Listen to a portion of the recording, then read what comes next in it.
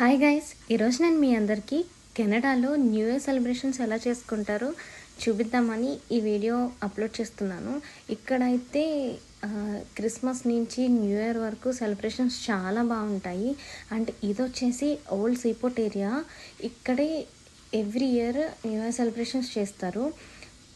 But ఎప్పుడు fire works కూడా ఉండేవంట. But Covid time నుంచి ఫైర్ వర్క్స్ ఆపేశారు. ఇయర్ నుంచి మిగతా కంట్రీస్ అన్నీ స్టార్ట్ చేశాయి, కానీ కెనడాలో ఇంకా ఫైర్ వర్క్స్ స్టార్ట్ చేయలేదు.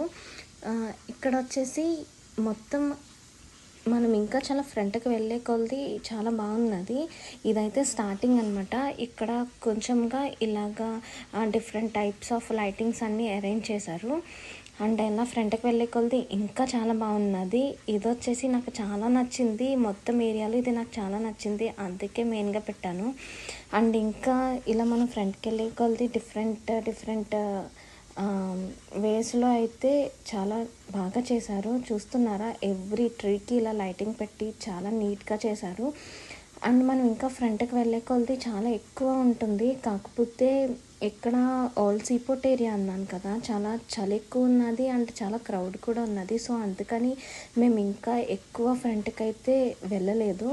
అండ్ ఇక్కడ వరకు కూడా చాలా అంటే చాలా బ్యూటిఫుల్గా ఉన్నది. అండ్ ఇంకొకటి ఏమిటంటే, ఇంకా మనం ఫ్రంట్కి వెళ్ళే కొలది జాయింట్ వీల్స్ ఇవన్నీ కూడా చాలా బాగుంటాయి.